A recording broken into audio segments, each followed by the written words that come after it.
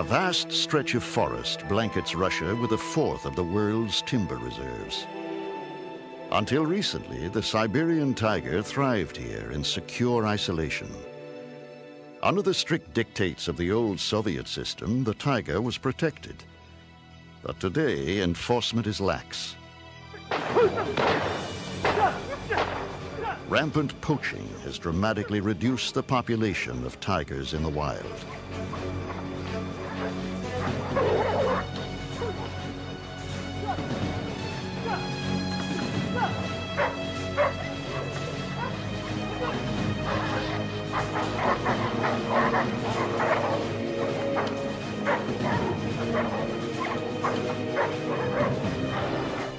In the Asian medicine market, everything from the eyes to the tail is valued for its legendary curative powers. The magnificent coat alone might fetch $10,000. But poachers aren't the only threat.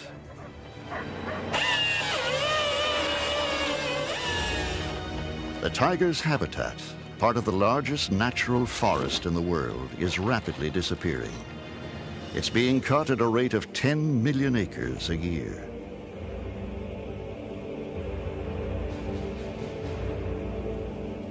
When authorities confiscate a pelt from the poachers, it must be destroyed, so it will never find its way to market. Recalling a poet's famous words, "Tiger, tiger burning bright in the forests of the night."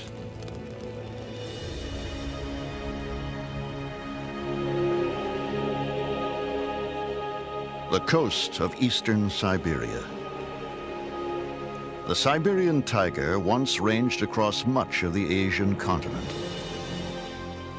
Once, they numbered in the thousands. Now, only some 300 survive in a narrow band of mountains on the Sea of Japan.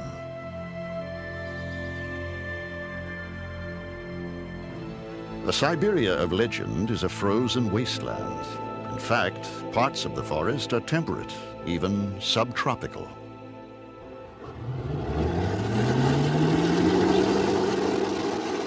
Here, Russian and American scientists are seeking to study wild Siberian tigers in a last-ditch effort to save them. Dr. Morris Horniker, an American big cat authority, has brought desperately needed technology to this crucial effort. In the past, Russian scientists could study the tigers only in winter, when their tracks could be followed in the snow. Now, with radio tracking devices, the elusive cats can be studied sight unseen and year-round.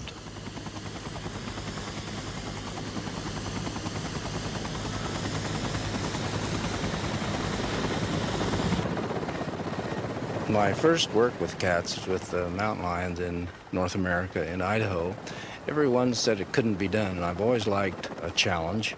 We've used the tiger population as target species, but we've studied the entire ecosystem because of the immense area that the tiger needs to exist, defines entire watersheds, entire systems that the prey must also utilize.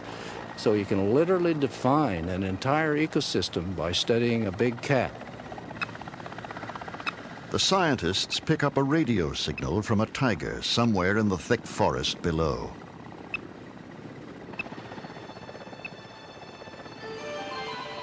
In fact, it's a number of tigers, and incredibly, they're out in the open.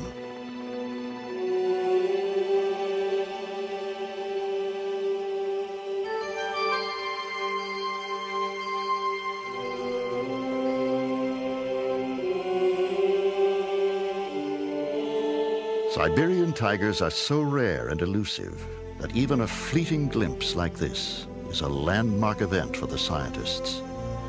When we saw that female and those cubs on this lakeshore, wide open view, first time that a female Siberian tiger and her cubs had ever been observed and photographed from the air, it was one of the most thrilling events in my professional career.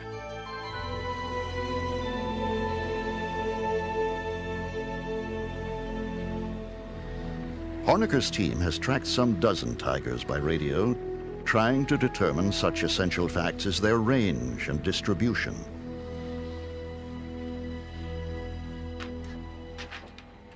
At the field lab of the Hornecker Wildlife Institute, Morris is briefed by Dale McKell, who's been coordinating the field study for the past 3 years. We've got 5 females that we've got good information on their home ranges. We've got Olga, the first female we captured, who's now in the home range that only includes a little piece of the reserve, actually. And then we've got Together with their Russian colleagues, they need to quickly establish a management plan for the tigers. One of the things that's interesting about all of this is that all these animals travel outside the boundaries of the reserve. So even though the reserve is vast, it's not large enough to maintain these females in their entire home range. Time is running out. Even now, logging roads skirt the reserve, where only some 20 tigers roam over 1,300 square miles.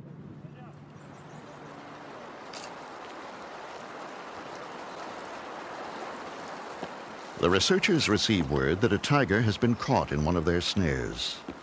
A chance to add a new animal to their study group. Bart Schleyer and Dr. Hornecker prepare to sedate the tiger.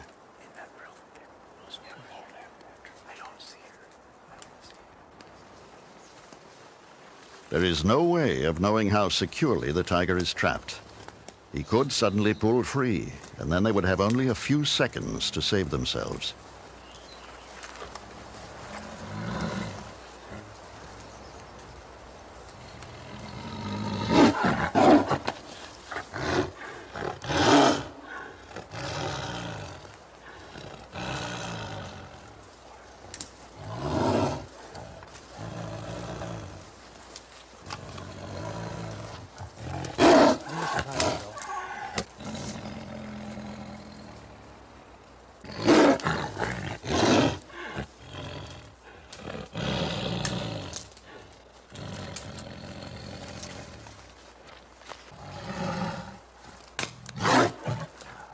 A tranquilizer dart should quiet the tiger down. Still, the dosage required is always in doubt. Too much endangers the tigers, too little the researchers.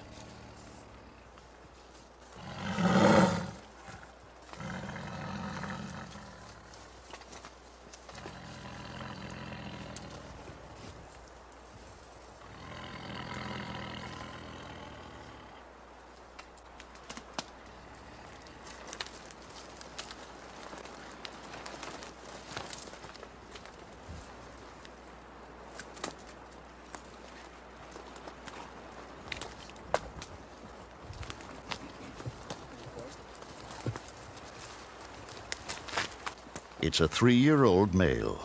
When fully grown, at about age 6, he'll weigh 600 pounds or more. But even now, he's an armful. This is about all we can do, guys. He's just too heavy. This is good. They carry the tiger to better ground. Boys, top it up. His eyes must be artificially lubricated, since the blink response is sedated. Let's get this snare off. These massive jaws can crack the spine of a wild boar with a single bite. Young male tiger. Its feet are like thickly padded snowshoes with retractable claws. Oh, he's a beautiful animal. The radio collar allows them to track the tiger and help answer some crucial questions. How much territory do the tigers require? How many elk and deer and boar? How do they react to human encroachment?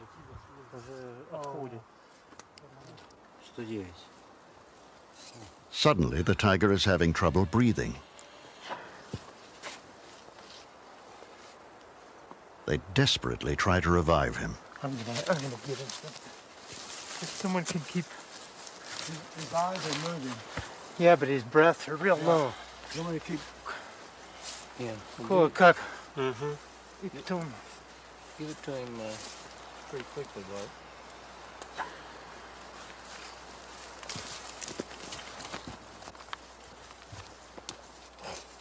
Еще раз. Надо.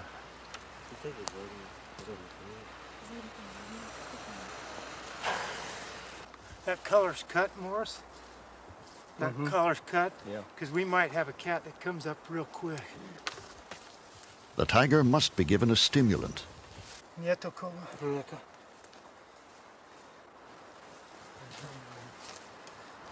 Slowly, he resumes his normal breathing rate. Yeah, he's breathing. Yeah, he's breathing. I think the danger's passed. Oh man, that was... Yeah. The biologists must now take their samples hastily before the great beast fully awakens.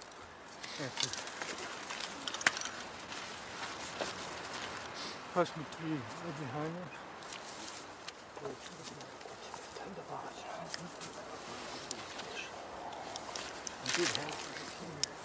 Oh, може быть еще раз. Alcohol wasn't that. Wasn't this starting to seizure? Little seizure. Let's get out. They're reluctant to lose sight of him before he's safely on his feet, but also eager not to be in his way.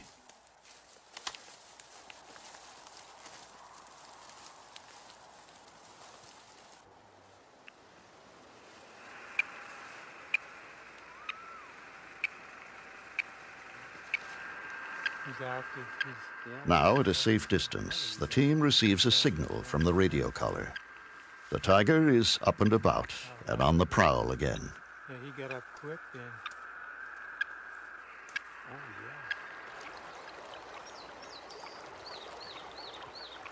In another part of the reserve, the team is concerned about the signal from a tigress named Olga. She was the very first collared with a radio. Olga, it appears, has remained in the same area for a long time, a sign that she may be dead, or that she's found a den and given birth.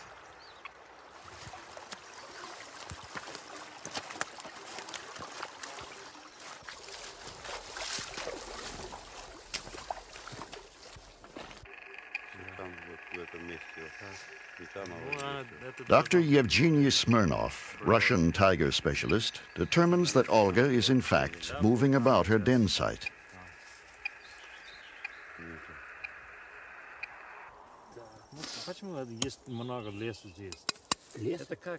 The researchers decide they'll attempt to enter the den to earmark the cubs. They'll need to wait until night, when the tigress should be out hunting, hopefully far from home. Убить у нас или что? Конечно, у нас только один вариант – ходить туда, когда ее нет.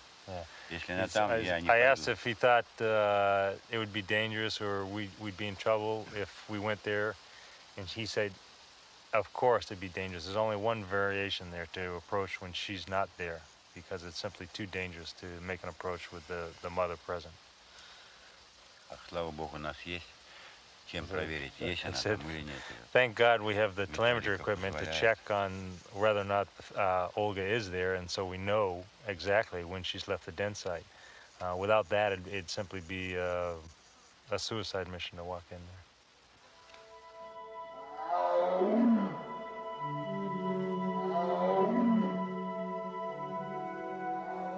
The fading radio signal indicates that Olga has left her den. But if she returns, she would probably attack instantly. They test flares they hope would drive Olga off. Protecting a den is one of the rare circumstances when a Siberian will turn man-killer.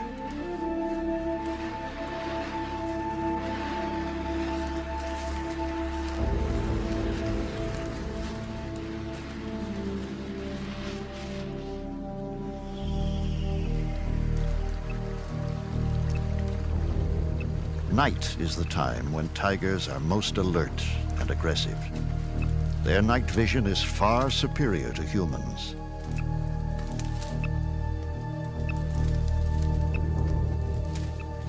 The signal from Olga, once faint, is getting louder. The team must quickly be in and out of the den.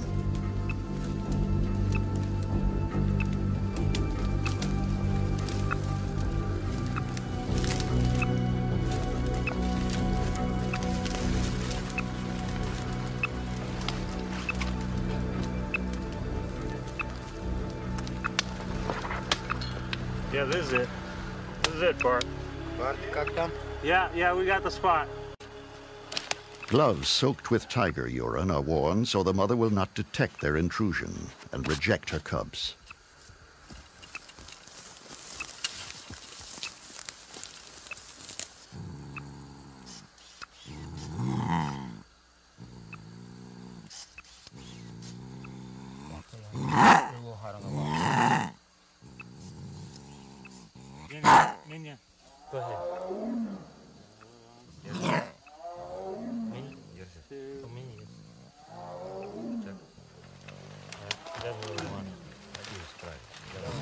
Go ahead.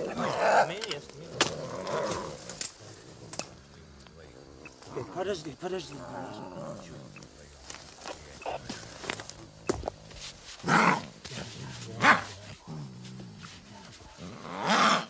It's a healthy male, 2 months old. The cub already weighs about 13 pounds. Okay.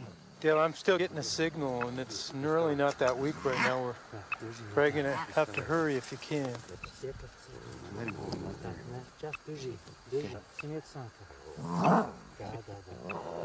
Unlike other cats, tiger kittens never learn to purr.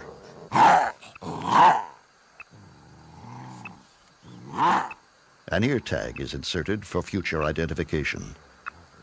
They christen the cub Sasha. I'm getting a signal. We're going to have to hurry. She's back. She's come back over the ridge.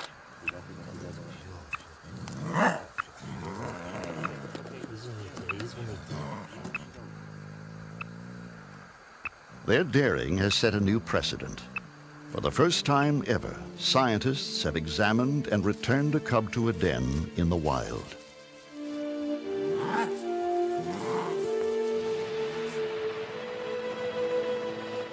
In towns and villages throughout coastal Siberia, people have learned to live with the idea of tigers. But attacks have happened, and some are afraid.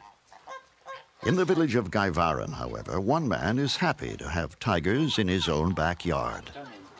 Morris Horniker and Howard Quigley are working with a Russian biologist who has 2 orphaned cubs in captivity. That's a big male. Victor Uden has raised the cubs from infancy.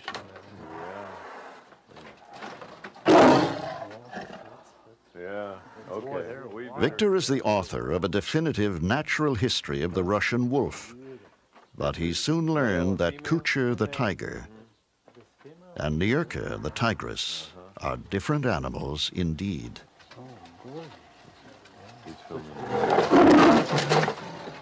Изучение тигров в неволе просто необходимо, потому что многие стороны биологии... To study tigers in captivity is absolutely necessary, because many of their biological traits cannot be learned in the wild. Comparing the results of the tiger studies that were done in captivity and in the wild helps us to develop the methods of how to preserve the tiger as a species in reserves like Sihote-Alin. The young tigers have outgrown their cages, and so, with the support of the Horniker Wildlife Institute, an enclosure is built in the adjacent woods. Though a far cry from the hundreds of square miles a tiger in the wild would roam, these 6 acres will provide the young captives with the opportunity to run and hunt, and hopefully even mate and have cubs. But there are neighbors in the area. Victor knows the importance of keeping them well informed, especially now when the tigers will soon be turned loose into the enclosure. So he brings local school children to the compound. Местные жители часто приходят смотреть тигров, и я не препятствую им. Villagers often come to see the tigers. They often ask me, why keep tigers in this enclosure, since it's so different from life in the wild?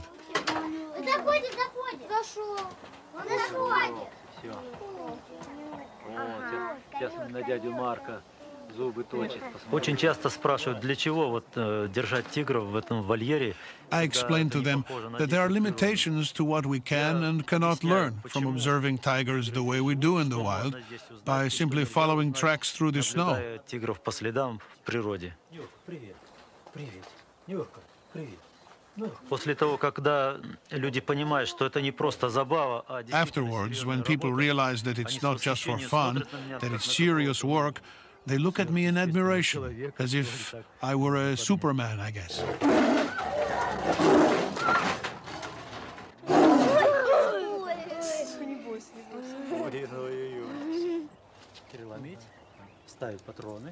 The day has come when, for the first time, the tigers will step into the natural world they were intended to rule. No one knows how they'll react to their new enclosure. For Victor, it's an especially anxious moment, for he hopes the enclosure will be home to these tigers for the rest of their lives.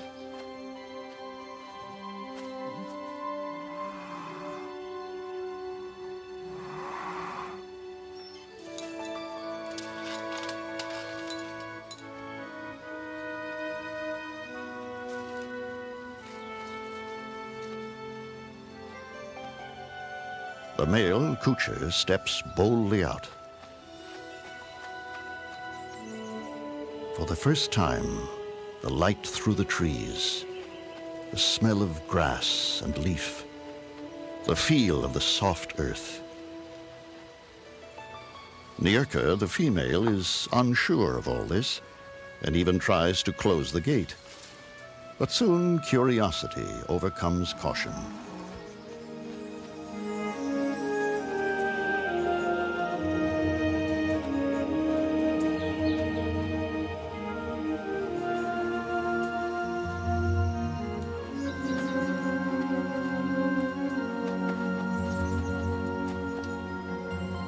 To Yuden's surprise, Kucher begins to feel a little frisky and tries to mate. But Nierka will have no part of it. For her, the time has not yet come. Exhilarated by their freedom, they soon vanish into their little private forest.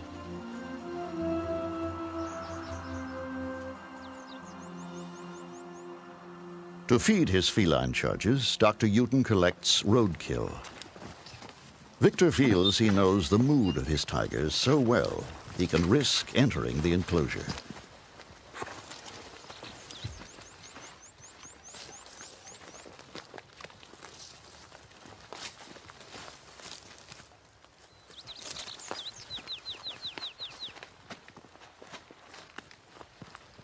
In the wild, most attacks on humans occur when they invade a tiger's territory or when cubs are threatened. Unlike Bengal tigers, Siberians have never been known to hunt man.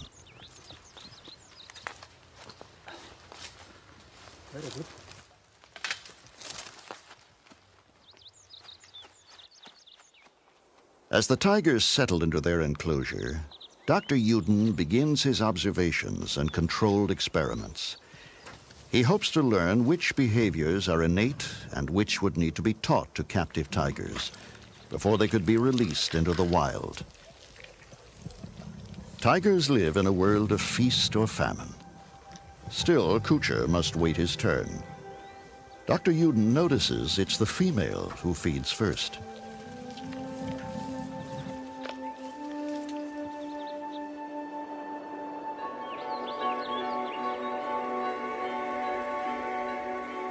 With the coming of fall, the first brisk winds blow in from the Siberian Arctic. As if designed for these autumn colors, the tigers blend with the landscape. In the wild, their coloration becomes lighter as winter approaches, anticipating snow.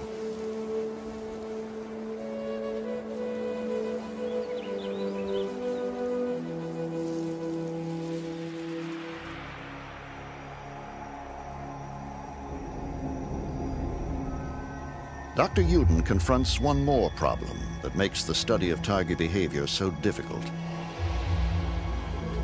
The tiger is largely a creature of the dark,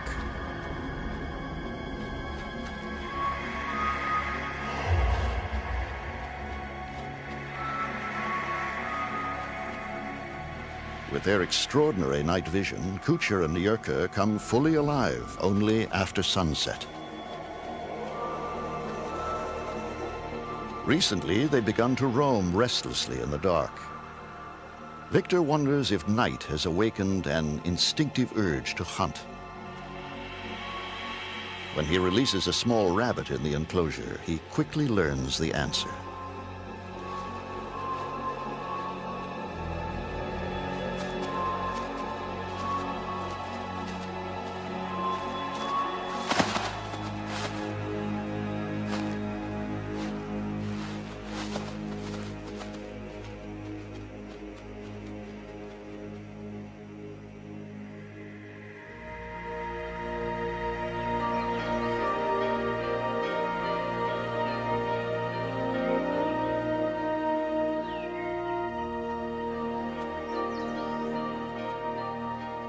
After several weeks, the tigers have established their territory in the enclosure.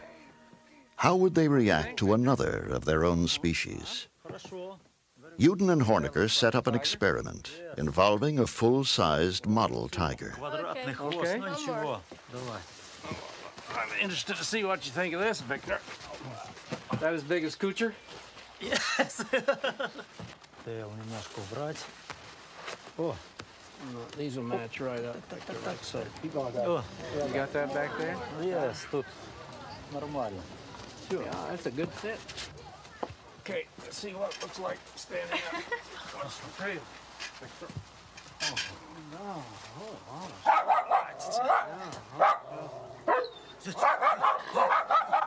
Victor's dogs are convinced. They immediately recognize an archenemy. Hey, don't look at it.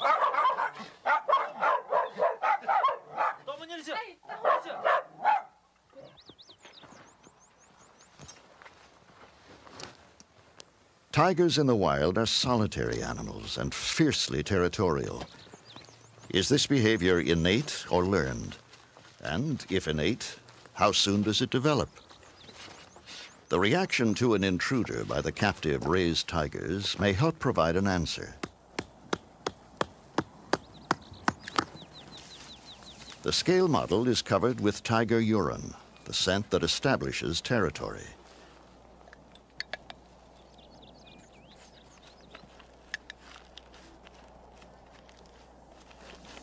Recordings of tiger calls will be played into the enclosure. The stage is set.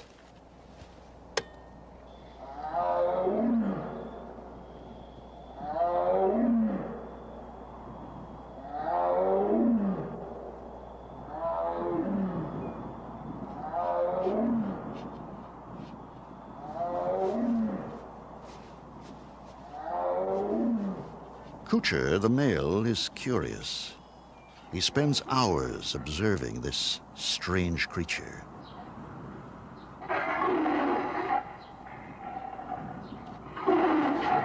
But by light of day, Kuchar keeps his distance. It's only overnight that the researchers discover the tiger's real attitude towards the intruder. Every shred of color has been ripped from the model's skin. Only when the model no longer looked like a tiger did Kuchar leave it alone. The defense of his territory is already a powerful instinct.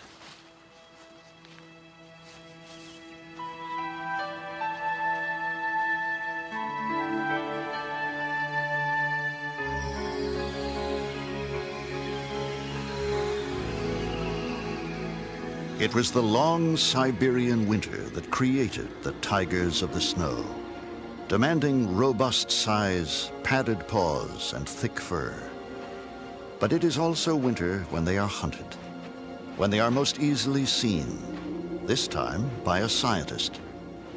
We've had to develop and evolve all our techniques here. No one had ever worked with Siberian tigers before.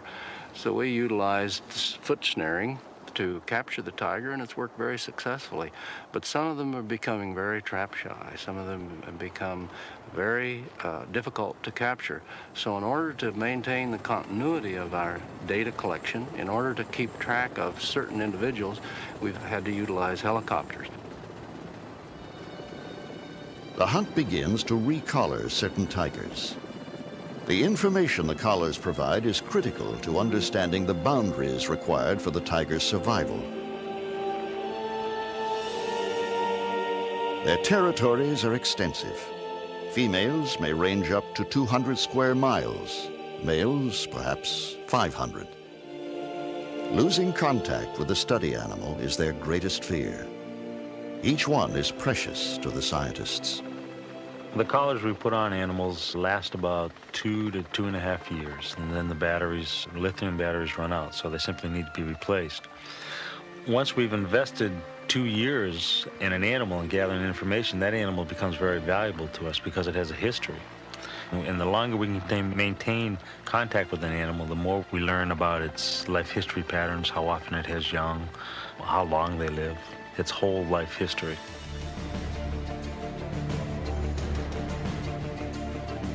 The pilot spots something below.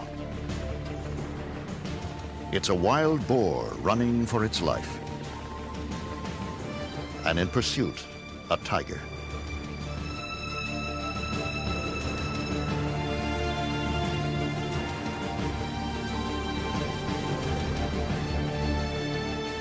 Tigers miss most of their prey. This time, the helicopter provides a distraction, saving the boar. The tiger is not amused.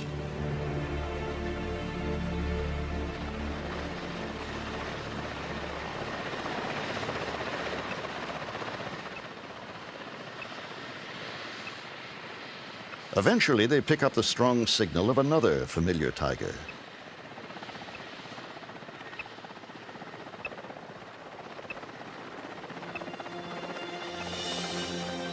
It is Olga, mother of the cub found in the den. The helicopter quickly searches the area, hoping to spot her cub, Sasha.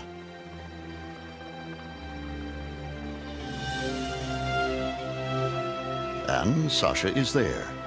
No longer a small cub, but thriving well. The young are raised by the mother alone. Sasha will stay with her for 18 to 20 months until it's time to establish his own home range. The search continues for Kuza, a young male who has outgrown his radio collar. Kuza is just beginning to mark off his territory, and it's difficult to know the extent of his range. Tranquilizing a Siberian tiger is not an exact science. The size of the tiger, its mood, and the placement of the dart can influence the drug's effectiveness. Always out of concern for the tiger, the team tries to inject a minimal amount.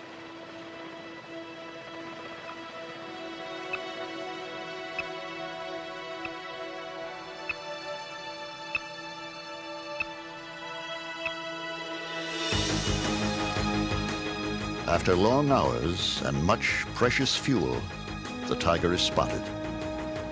In pursuit, the helicopter must fly very low over dense forest, a dangerous maneuver.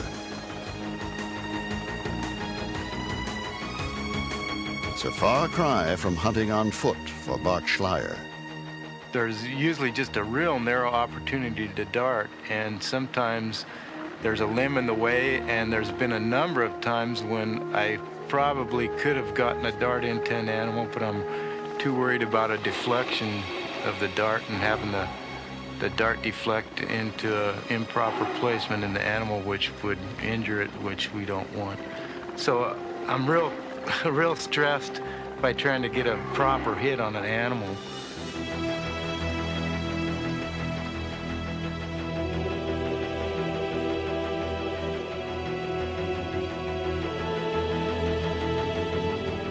As the tiger moves deeper into the forest, the helicopter follows so closely it almost touches the treetops.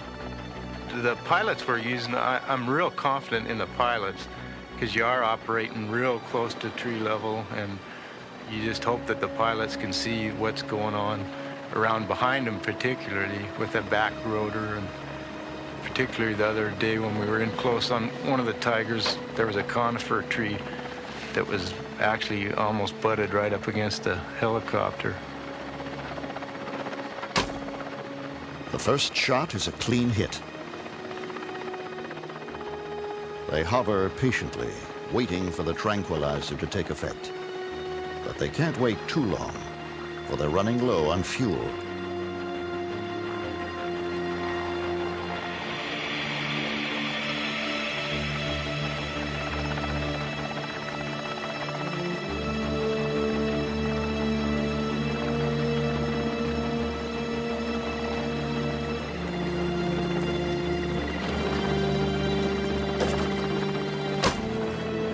Bart fires another dart into the Tiger. Most big cats need 2 doses, and the second one appears to take effect. Bart and Reba Nikolai must quickly be landed. This too is a dangerous maneuver, but they can't leave the Tiger sedated for long.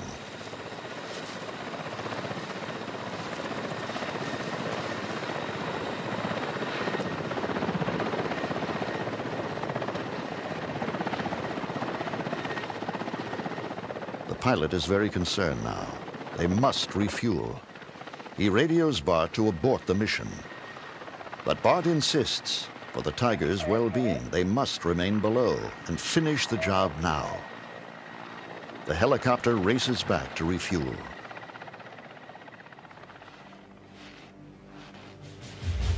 As they slowly approach the Tiger, their worst fears are realized. The Tiger is up and moving. The dosage was insufficient.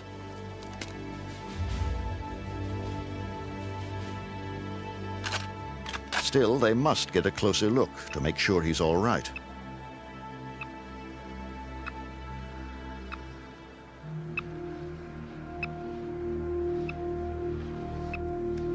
They proceed with caution, knowing they are intruding in a fierce young tiger's newly claimed territory. Kuza appears groggy, but otherwise all right. But he's much too dangerous to follow. Now they can only await the helicopter's return and hope the young tiger has seen enough of them.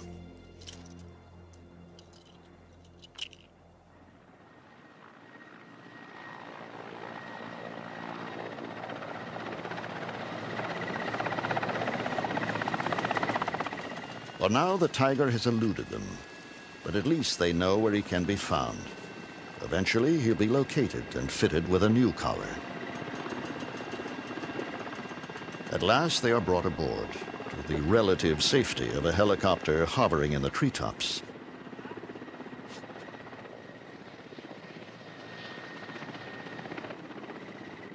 Not long after, they spot a tigress named Marivana. She is very aggressive and even climbs a tree to attack the helicopter. She only provides a better target for Bart Schleyer.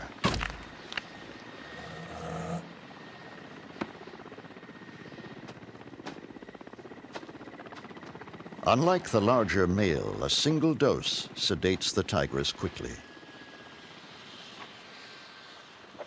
Let's take blood, and that's about it, right? Let's check the other type of blood. Okay, all right. This. The old collar is measured against the new one, which is given an extra notch for growth. Yeah.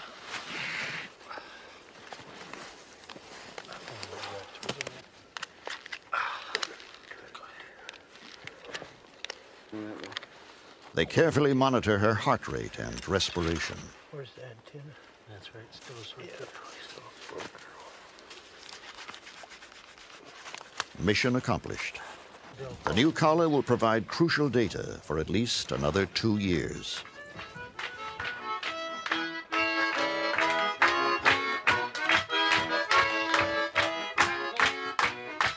Not far from the cold, forbidding wild, the success of the venture is celebrated Russian style. It's also Bart Schleyer's birthday. For American and Russian alike, it's a camaraderie born of years of shared dangers and shared dreams.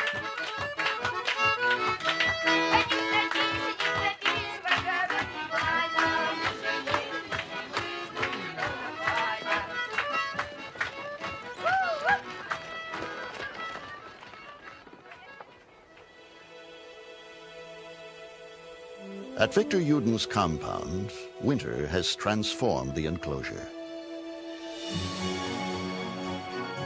The Siberian winter seems to invigorate the captive tigers. This is truly the season of the tigers of the snow.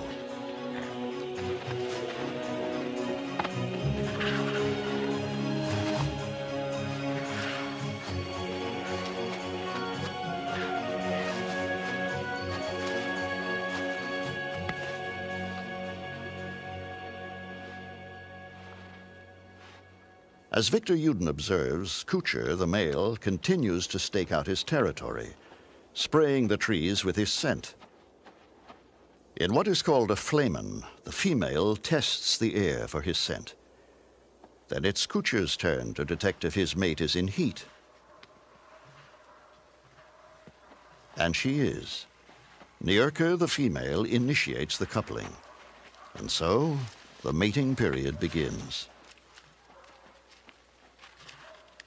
Если же нам удастся получить еще молодых тигрят, If we succeed in getting young cubs, it would be great, because then we can develop the best methods for returning the young tigers back into the wild. испытать их в условиях, приближенных к естественным, чтобы они... We'll try to bring them up in natural conditions so they will more easily adapt to joining the wild tiger population here in the reserve.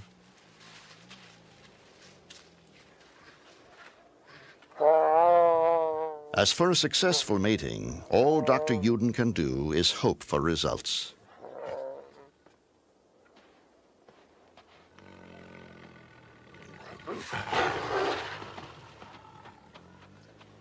Кучер, ну-ка иди скорее домой. Кучер, иди скорее. Victor's wife, Lena, has a special relationship with the tigers. She's nurtured them since they were cubs. When they must be brought in at night because of the dangers of poaching, only their babushka can lure them home.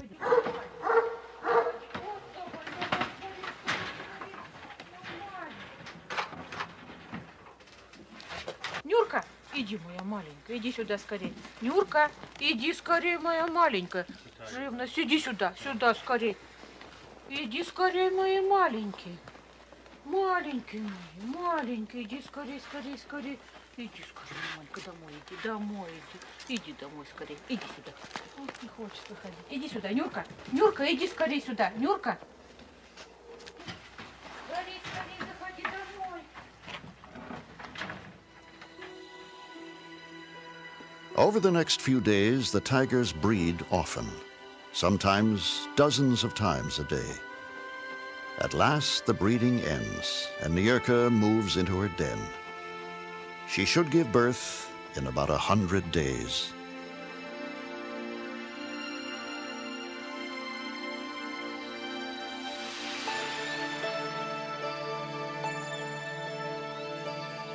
Springtime in Siberia. Dr. Hornecker receives word from Victor Yuden that Niurka has given birth. But something's wrong.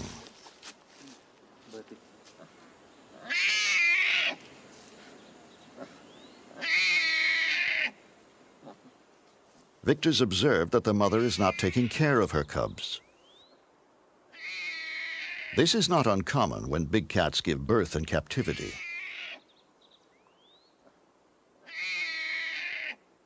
Does Victor think she's fed them at all? Вы думаете, что она их вообще кормила? Думаю, что нет. Probably not. Думаю, что нет. Then we'd better go in and look, Victor. They isolate the mother, Niurka, so they can safely approach the den.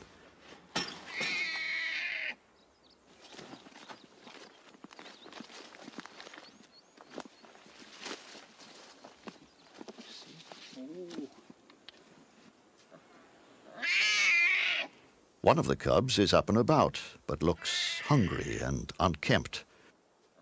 The other cub is barely moving, and Victor is clearly concerned.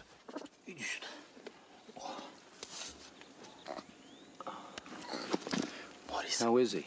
Yeah. Oh, yeah. Yeah, the poor little guy.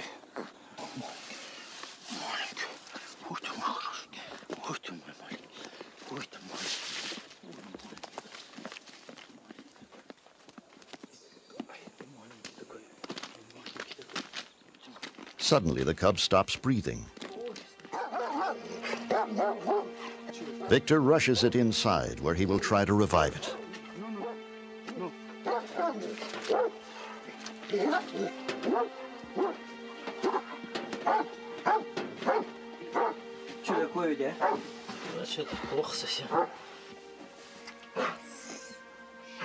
It appears the mother has neither groomed nor nursed her cubs, and this one is near death.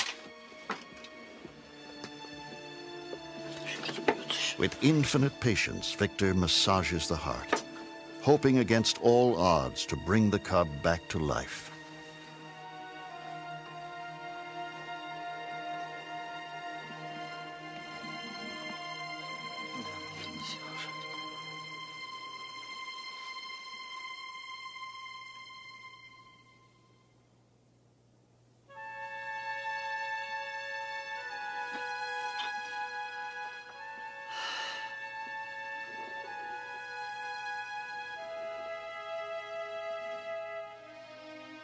The mortality rate of Siberian tiger cubs can be up to 30%.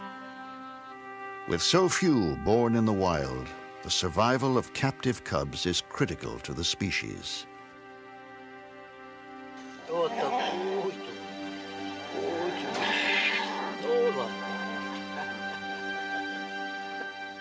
One cub is lost, but her brother, under Victor's tender nursing, recuperates quickly. He's named the cub Globus for a world that cares about him, even if his own mother hasn't learned to.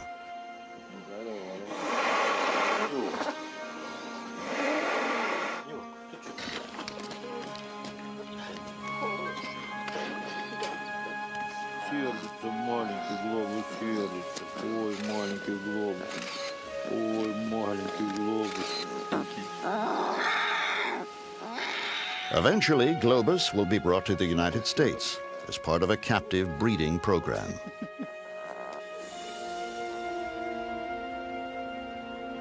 When he is, he'll be following other cubs orphaned in Siberia and sent by Dr. Hornecker to the snows of Omaha, Nebraska. They're now part of the world's most successful breeding program for large predators. The tigers are bred here with the goal of returning the cubs back to the wild. But what kind of environment will await them?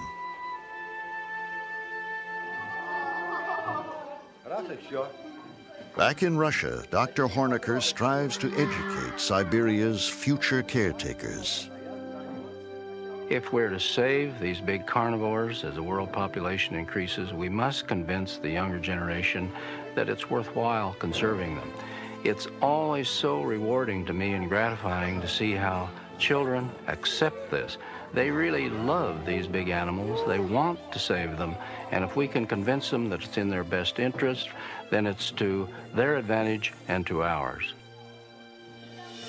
Soon, much of this magnificent forest, the Siberian tiger's last domain, may be cut down for a world hungry for lumber.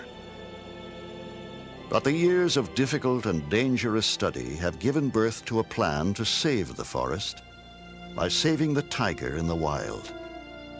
Selecting the tiger as the umbrella species to be saved means that the forests surrounding the reserve must also be protected.